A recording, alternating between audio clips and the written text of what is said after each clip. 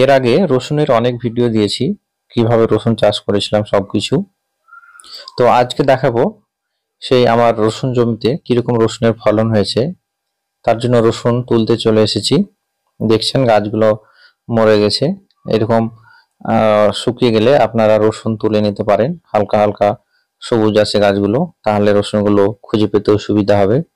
আর রসুনগুলো ভুরভুরে হয়ে খসে পড়ে যাবে না। এরকম অবস্থায় সঠিক টাইম রসুনগুলো তুলে নেওয়ার। তো এদিকটা জল দিয়ে মাটি শক্ত হয়ে গেছে, তাই কোদালের সাহায্যে খুঁড়ে নিচ্ছি। আর মাটি যদি নরম থাকে বা রস থাকে, সেক্ষেত্রে দাউলির সাহায্যে খুঁড়ে খুঁড়ে তুলে নেওয়া যায়, কিন্তু এদিকটা যেহেতু শক্ত, তাই কোদালের সাহায্যে খুঁড়ে খুঁড়ে তুলে নিচ্ছি।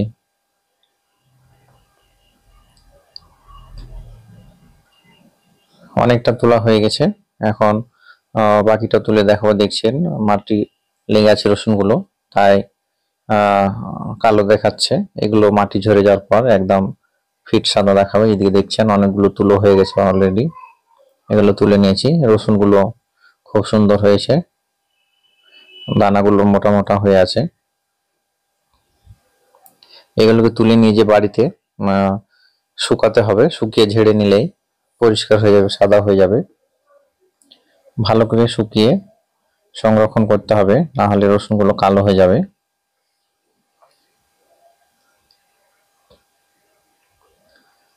এদিকে অনেকটা বাকি আছে এখনো সেগুলো তুলতে।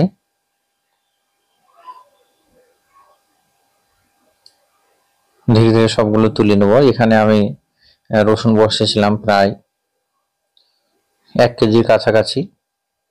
সে 1 কেজি রসুন দানা বসালে, ঠিকঠাক ফলন হলে 6-7 কেজি তো হয়ে যায়।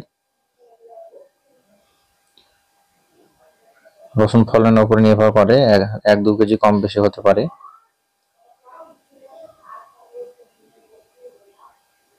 সাইডে অনেক জঙ্গল হয়ে গেছে, ছোটতে পরিষ্কার করা হয়েছিল, তারপরে শেষ দিকটায় আর পরিষ্কার করা না হওয়ার জন্য হালকা হালকা সাইডে ঘাস হয়ে গেছে।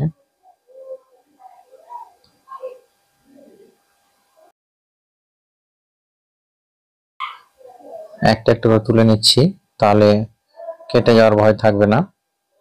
দেখছেন এইদিকে এক জায়গায় রাখা আছে, এগুলোকে গুছিয়ে নেব, দিয়ে সাজিয়ে বেঁধে নেব।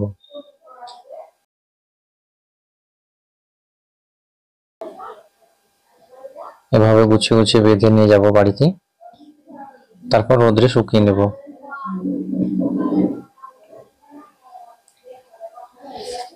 দেখছেন রসুন গাছগুলো কিরকম সবল ছিল, দানাগুলো খুব সুন্দর মোটা হয়েছে।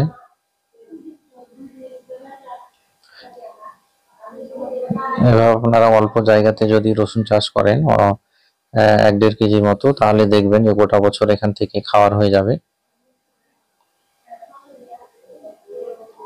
এখানে যেগুলো আবার বেশি জোরালো থাকবে, মোটা থাকবে, সেগুলোকে সেপারেট করে রেখে দেবো। সেগুলো আবার পরের বছর বীজ হিসাবে কাজে লাগবে। আর পাতলাগুলো আগে খেয়ে নিতে হবে। শুকিয়ে দেখছেন এগুলো, যেগুলো পাতাগুলো বুড়ো হয়ে আছে, সেগুলোকে ছিঁড়ে ফেলে দেবো। একটা করে গাছ রাখবো বেঁধে রাখার জন্য, মাঝের একটা করে পাতা। এক জায়গাতে গুছিয়ে নিচ্ছি এখন।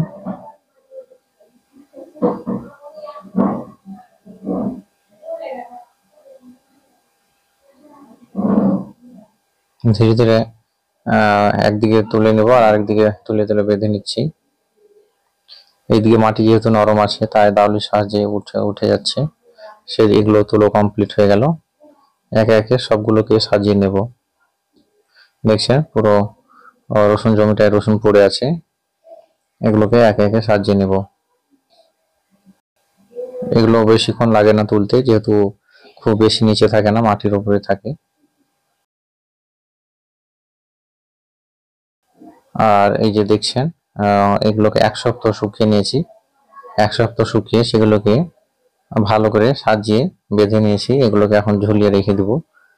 সারা বছর থাকলেও এইভাবে রাখলে রসুন নষ্ট হবে না। রসুনটা দেখছেন কতটা শুকিয়েছে, এইভাবে পুরোপুরি শুকাবেন, না হলে রসুনের দানাগুলো কালো হয়ে যাবে এবং রসুনগুলো নষ্ট হয়ে যাবে। দেখছেন একদম রস শুকিয়ে গেছে। এই যে দেখছেন এই দিকটাও। এইভাবে আপনারা রসুনকে একদম শুকিয়ে সেপারেট করে বেঁধে নেবেন। এইভাবে দেখবেন যে গোটা বছর রসুনগুলো ভালো থাকবে। আমি মোটাগুলো একদিকে করেছি আর সরুগুলো একদিকে। মোটাগুলো পরের বার লাগানো হবে। এভাবে আমি এখন ঘরে দড়ির সাহায্যে ঝুলিয়ে রেখে দেব, সেখান থেকে পেড়ে পেড়ে খাওয়া হবে।